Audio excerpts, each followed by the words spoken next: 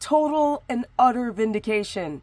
If you don't believe me, check out this review of Dr. Rhonda Patrick talking about the problems with fasting, or as she calls it, meal skipping. What?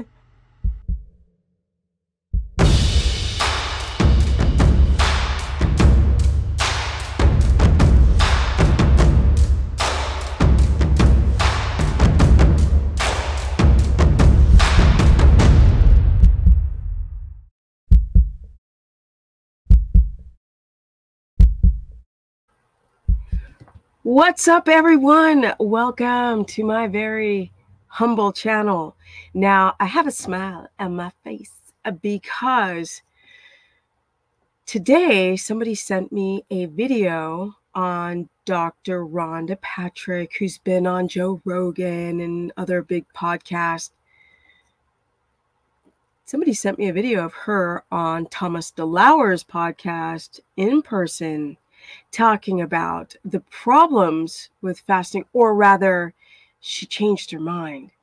And the reason why I was so quick to do a review on what she's saying is because I feel vindicated.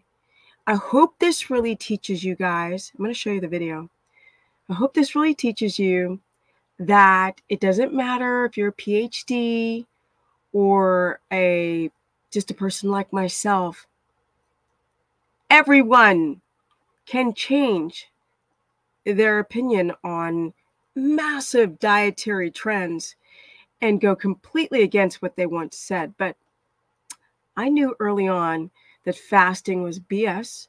I also knew early on that strict carnivore, and mark my words, pretty soon down the line, people are going to be saying what I'm saying about the need for prebiotic fiber in the gut on carnivore. Yes, not now, because in the beginning, I'm always ahead of the trends. I used to say no cheese, no nuts, no caffeine, and people thought I was batshit crazy. Now it's completely normal.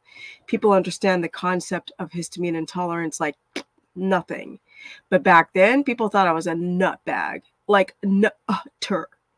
Now, fasting, people are starting to flip on this one meal a day and fasting. And I keep seeing more and more super pro fasting gurus switch to, maybe it's not a good idea. Maybe perhaps all of the people that started having health issues were complaining to these big names, and now they're flipping. And mark my words, they're going to do the same thing about strict carnivore without any fiber. Because people in my comment section like, you don't need fiber, because you'll hear these big gurus say that. And then over time, when people have loose stool, or they have pale stool, colored stool, or yellow stool, or constipation from absolutely taking away everything that can stabilize the gut microbiome, because nobody has challenged me on this idea of stabilizing the gut microbiome. But let's get into Dr. Rhonda Patrick's concept of breaking the fast with protein, which I've been saying forever. Let's get into it. Of fitness, nutrition, whatever, that you've changed your mind on in maybe the last 5 to 7 years? There's been, I would say a few things that I've changed my mind on, like as new data has come out. That's what any scientist does. You sort of reassess the data.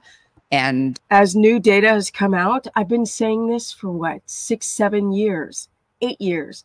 Go back through my video catalog. But see, these people are data driven. And the problem with data is that it can be nonsensical. The people that they do the studies on, the length of the study, how they conduct the study, who pays for the study. And these doctors, that's all they got. But when you actually talk to people, you don't need to go by these ridiculous studies. With new data become new conclusions, right? But there's also some things I kind of I would say the spectrum of where I fall on has changed somewhat. Probably one of the biggest things I've changed my mind on over the past few years is my stance on meal skipping a meal. I was just calling it meal skipping because people don't want to admit they pushed fasting. So now she's changing the verbiage. I'm sorry. That's hilarious. Even the way she says it, she can't even take herself serious. And somehow this has become synonymous with intermittent fasting. Like people, when they think about intermittent fasting, they think about skipping meal. And that's not intermittent fasting, so to speak, right? I mean, intermittent fasting. Make it make sense, Rhonda. Come on, girl. I can't with it. Is really, there's different types of it, and it has to do with like having a period of time without having food intake. But is that not skipping? Okay. Foot jets. When I say specifically meal skipping, I think mostly it's skipping breakfast. And I think that's actually what a lot of people do end up doing when they are quote unquote trying to practice intermittent fasting. Exactly. And so make it make sense. She just contradicted herself, but is trying to say she's not, but she is. Why I've changed my mind, I used to often skip breakfast myself. And I think as new data has come out and as I've talked to a lot of experts on muscle protein synthesis and like Stu Phillips, for example, Brad Schoenfeld. She didn't talk to me. Protein synthesis. I have been saying forever that your body must crank out more cortisol to stabilize blood sugar. When you meal skipping, when you do that, when you skip the meals.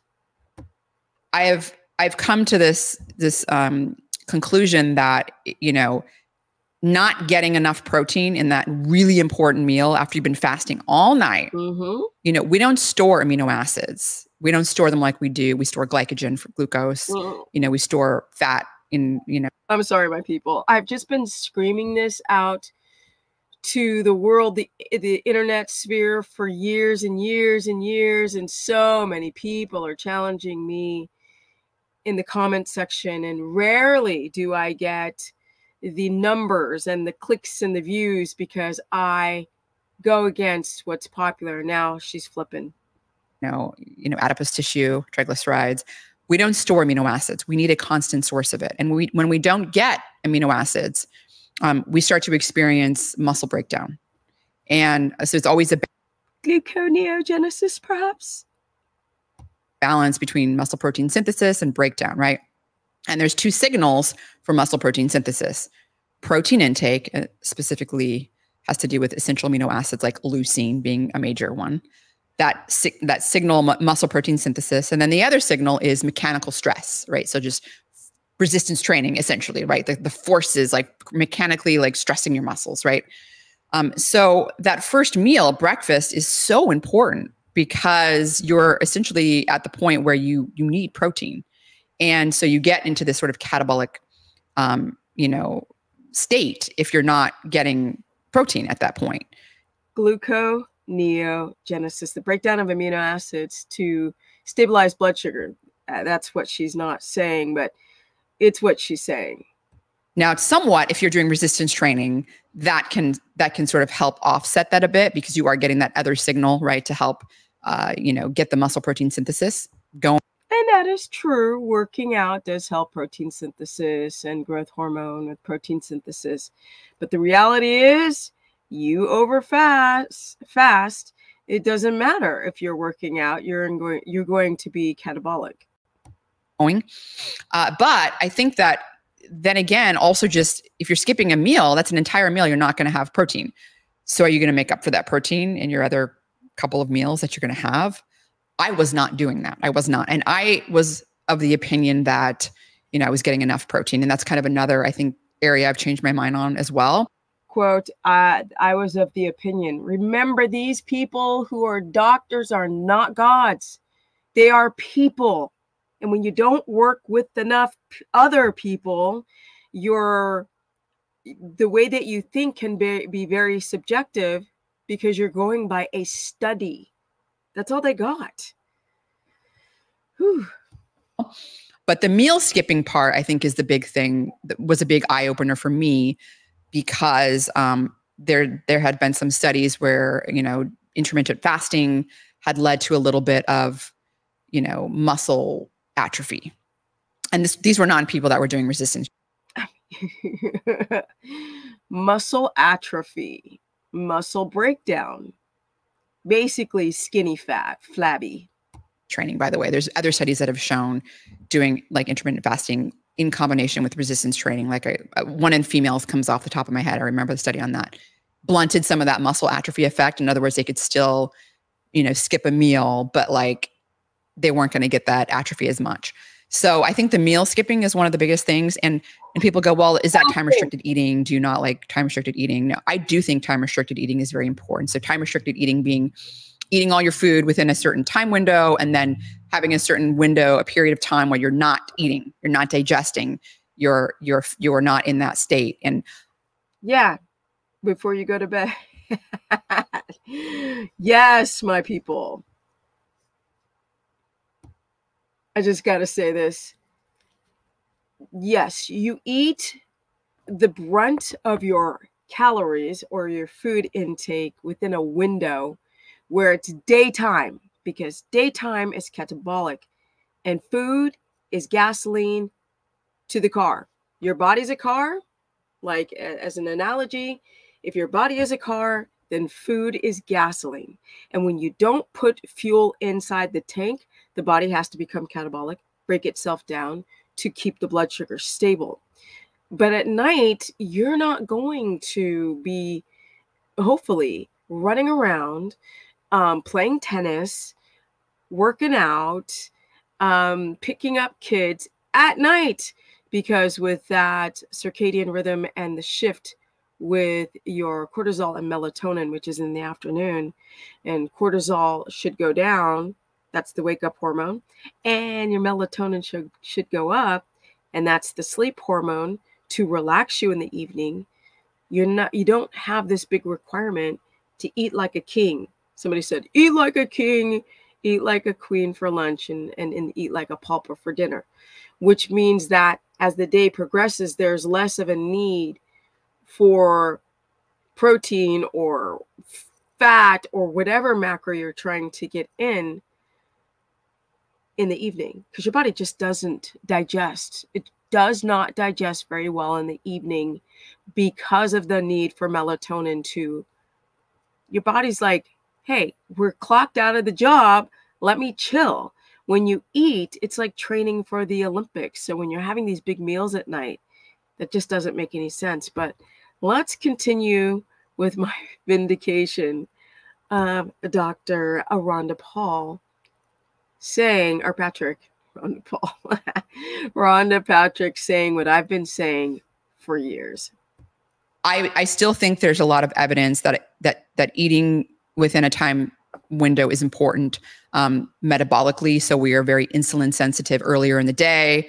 As the day goes on and we get towards like when we're producing melatonin, nighttime, we become less insulin sensitive. Like black and white studies on that, like people given the same. See, she needs the studies. I don't need the studies. I got my clients. I've got people I've worked with over the years. That is my N=1. That is my field study, instead of like, she's just confirming what I've been saying for a very long time. So it's kind of fun. Exact calories, the same exact macronutrients, the same meals at different times in the day. Their insulin response, their blood glucose levels, much, much better. Everything metabolically better during the day, early morning versus evening. Mm-hmm. Same meal, right? So you're more insulin resistant later in the evening, right? So you don't want to be eating your meal at like 10 o'clock at night necessarily, right? But also, you need a period of fasting to digest. You need a period of fasting to repair. You don't want to be digesting. Because just like when you sleep, your brain, you're not thinking, we're not like firing a bunch of neurons and, cognition, it's not like happening. You're resting, your brain needs to rest. Like if you never rest, if you never slept, like you'd be a mess, like you couldn't think. Well, digestion is the same way when you're digesting your food. And Thomas DeLauer, 3.5 million followers. He's pushed everything that's trended. And he sits there very quiet because she's spitting the facts. Like all your organs are working. Like this isn't repair mode. You're not in repair mode. So you need a period of time when you are not digesting. And that is when repair for your DNA happens. So like DNA repair is happening when you're in a fasted mode. This mostly happens during sleep, repairing the damage to your DNA. This is when things like autophagy happen, right? Like this clearing out other gunk and stuff inside your cells. So different repair processes happen during a fasted state. And so I think that is important to have that still. So time restricted. But at night, when you don't have the requirement for energy, your body can shut down and repair. So she is absolutely correct. Well, I'm actually correct. She's just validating what I've been saying for a long time. Eating, I still think is beneficial, but I don't know. People have like taken time restricted eating and said, oh, I'm going to skip a meal. And then I'm going to I have my time window shorter of eating because I skipped that meal. I'm like extending my fasting part. I don't think that's the right way to look at it. I think that that is the wrong way to look at it, because you're then skipping that whole protein bolus that you're going to get to make sure you're stimulating muscle protein synthesis and not becoming catabolic, right? And so I think that plus then maybe sometimes you're shifting your meals a little bit later. And again, and even to sleep better, like it's better to not eat like 3 hours or so before you actually going to bed, because it's, even if you have your last bite at like, let's say 6 p.m. or 7 p.m., it's like 3 to 5 hours of like all the digestion, all that stuff. Like, so you don't even really. Look at him. Yeah. I don't have anything against anyone, but it's really difficult to work so hard on learning the truth, spitting the truth, and then not getting the reach that you deserve. And, Thomas DeLauer sitting here. And I mean, I don't even want to go down the rabbit's hole with him taking PEDs to, keep muscularity. A lot of people are taking enhancements for their body fat or for their muscle mass, and the average person can't see it.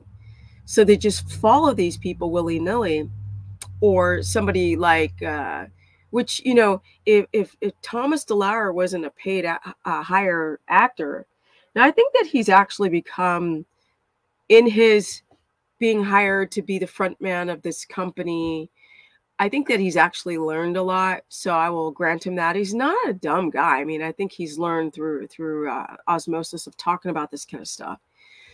But his whole story is not forthright. And I have a video also of Maria Emmerich. I think I want to talk about her and her eating disorder, but not today. But I'm glad to see he's coming around. But to interview her, and it's going against, he's fasting like nutbag faster. And I'm glad that he's interviewing her on this topic. Start the fasting clock until like 3 to 5 hours after that last bite. Yep. So, I think that's one of the biggest. What does that mean, Thomas? Yep. Areas where it's like, I don't skip breakfast. It's a big one. I think I've caught a lot of heat for that too. Cause like for so many years, I mean, I lost a lot of weight with intermittent fasting, but as like time has gone on, especially being lean. Exactly. You lost muscle weight and you lost your immune system and you've aged, my brother. I'm like, well, if I fast a lot, then like there's nothing to really pull from. So I'm probably right. So for me, it's become, okay, maybe 2 days a week of ETRF. And it's nothing extreme. It's like where like, if I'm going to fast, maybe I'll skip dinner instead of skipping breakfast. And like, I've actually found that breakfast is probably one of the more important meals. Why is it? So, y'all, I have been saying this for so many friggin' years. I mean, it feels really good that things are changing. Of the day, because it's what you are literally breaking your fast with. And it's your time to, breakfast like a king, lunch like a prince, dinner like a pauper has always kind of been my philosophy anyway. And it's like fasting being a little bit more of the anomaly, and rather than the rule, being something that's like occasionally be like, yeah, it's a good day to do a 17-hour fast, perfect. But it's not going to be something to do every day. Well, the people become addicted to this fasting, and all they do is jack their immune system up, lose a bunch of weight, mess their hormones up, and then age exponentially. So is it really worth it to age so quickly because you lost 60 pounds fasting? And you said something important too. Like, I do think, a lot of people that do, when you're skipping meals, it's not just intermittent fasting, it's also you're reducing your calorie intake. Yeah. Like that's one less entire caloric, meal, like that's gone, right? And people that are overweight, people that are obese, they can really benefit a lot from caloric restriction. You can lose a lot of. Okay, here's where she's dumb as a box of rocks. People who are not eating, who are obese or overweight, are already having issues with their thyroid, Rhonda, and blood sugar issues. And when you fast, at first the body's like, oh, we're having this calm down, this alleviation of running high blood sugar. And so they might see that their blood sugar begins to moderate, and then their insulin begins to become more controlled. But then there's this concept called physiological insulin resistance rebounding, and people's blood sugar start skyrocketing. They plateau with their weight loss, and then they can't lose any more weight. So she's wrong about that 1,000,000,000%, and I will be vindicated about that as well. Weight, especially the more fat mass you have, the less you're going to be losing muscle from that, because you do, like you said, you have so much to pull from. And, so I think that it's everybody will lose muscle with not eating. Everyone, because you can convert amino acids into glucose so easily, and you can't, especially when you're overweight and your metabolism is broken and the fat cells are lazy. Your body just doesn't convert it back into glucose and use it. She's wrong about this. Sorry.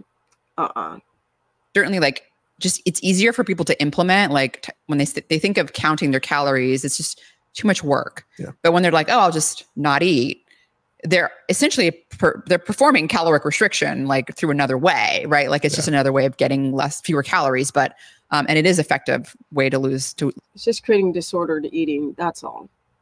Lose weight, but like you said, when you start to get like a little bit leaner, like let's say you're like that mom that wants to lose that extra 10 to 20 pounds or something, like, there was, and this was brought to my mind from Brad Schoenfeld. He pointed the study out to me that up to 30% of the weight loss can come from muscle if you're not doing resistance training, because you will lose muscle if you're weight training or not. I don't know if I need to show any more. I really don't think she's just confirming everything I've said. And that's that, guys. Dr. Rhonda Patrick. And she has quite a name. And even though she is intelligent, and even though I've been around 3 times, 4 times longer than somebody like Rhonda Patrick, because I don't have MD in front of my name, people have a hard time listening. That's what we got, guys. That's what we got for tonight. I hope this serves you well. Stop fasting. Focus on the circadian rhythm. Focus on eating every couple of hours, and all it takes is something small. This is not to feed you. This is to stabilize your blood sugar and your hormones so you are not catabolic. And like Dr. Rhonda Patrick says, you want to spare muscle, and you want to deliver amino acids into the muscle cell. And you need to do that from having a balanced blood sugar, immune system, and hormones. If you want to learn more, go to stephanieperson.com and book a consultation. I got your back. I've been doing this now for so long. I've worked with so many people, and it's just my calling. I know what I'm doing, and I do it well. With that said, my Instagram is Stephanie Ketogenic. My Facebook is Stephanie the Business Person. And challenge signups will be next month, so get ready.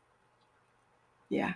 And it's going to be like 20-something degrees tonight, so I got all the space heaters blasting.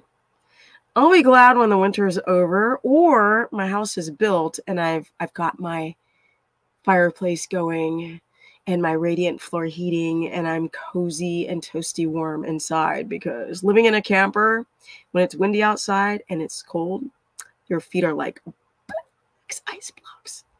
Not fun. And I'm out. Peace. Oh, comment below and tell me if you're realizing as well that fasting is, or meal skipping is not a good idea. Yeah. Share this content and subscribe, hit the notification bell, because this is a humble channel. If it wasn't, I would be pushing fasting and weight loss programs and making a shite load of cash.